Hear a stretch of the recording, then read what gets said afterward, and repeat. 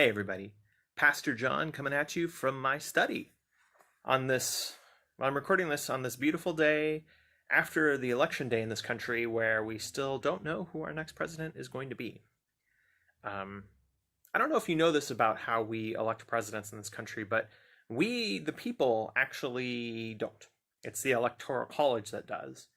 And so essentially when we're voting for people who then go on and cast a vote for the president. And that's why the president needs 270 votes as opposed to however many million would constitute a majority of voters. But that's actually not what I'm here to talk about today. Although I am here to talk about election, but not election in the way that, for instance, our friend John Calvin might talk about.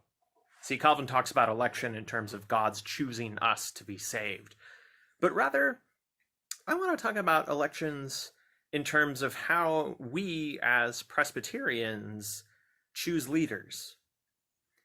Because not only is that something that's really important that's coming up, or we're in the middle of in our nation, and I know that we may have strong feelings about that, especially since we don't know who the president's going to be, but that's also what we do in our church, and I want to talk a little bit about that today.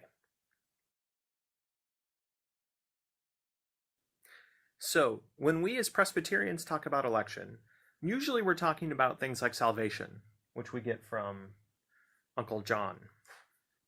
He, of course, was a 15th century reformer who sort of founded the tradition upon which our church is based theologically.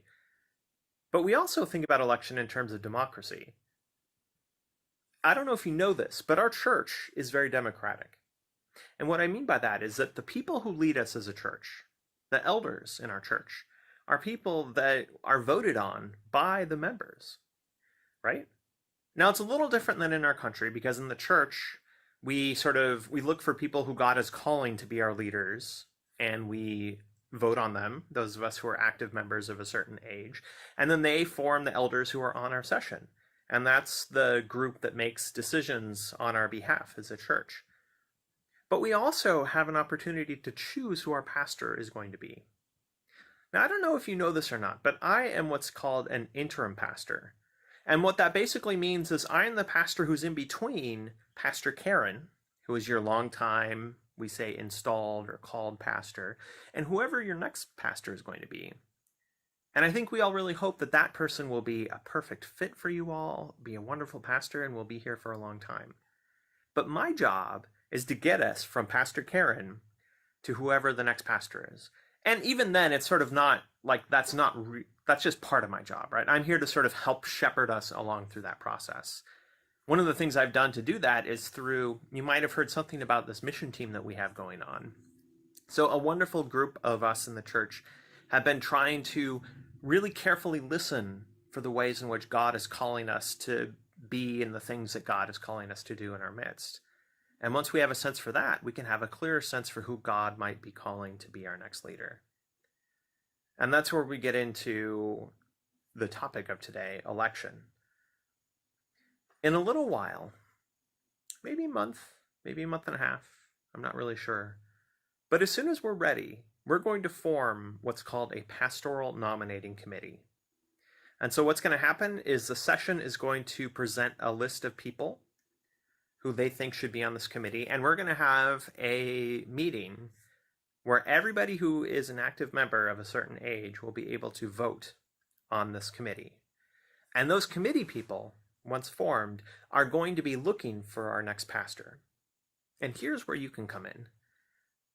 Your voice, all of your voices, are very important to us. We want to hear from you. We want to know what it is that you're looking for in a new pastor, because that's important. Because I know people talk about children being the future, but friends, let me let you in on a secret. You're not the future of the church. You're part of the church. And I think that your voice is really important and that your voice matters. So once we get a PNC up and running, I hope that if you have any strong feelings or any suggestions about maybe what type of person this pastor is, maybe some gifts that they bring, maybe what's important to you in a pastor, that you will share that with the PNC. Get your adult to help you. Send them a message, send them an email, let me know, and I will be happy to pass that information along. But I want to make sure that you feel included in this process, because I know this can feel like things are kind of happening behind the scenes and we don't have really any control over it. But I think this is a really exciting time, because this is an opportunity for all of us to not only help listen for who God might be calling to be our next pastor for the next amount of time, but it's also an opportunity for you to really participate in the system that we have here in a church, which, unlike a lot of churches, is very democratic. And we believe in that because, not just because democracy is a wonderful thing, which of course I believe it is, but because together we can more clearly see what God is doing than one person can on their own, if that makes sense. Alone, we only see partially, right? Because we can only see the things that perhaps we want to see, or the things that we expect to see based off of how we've lived our lives and the things we've been taught. But the more of us together, right, the more we can see clearly. And hopefully the more clearly we can see who God might have for us. So consider this an invitation, friends. I invite you to be part of what we're doing in terms of finding a new leader, because your voices are incredibly important, and because you are the church, not of the future, but of the church now. Take care, stay safe, especially now. Things are spiking in this area, so please, please, please be safe out there. We love you all and we miss you, and I hope to see you in person as soon as we can, okay? Take care, everybody, and happy November.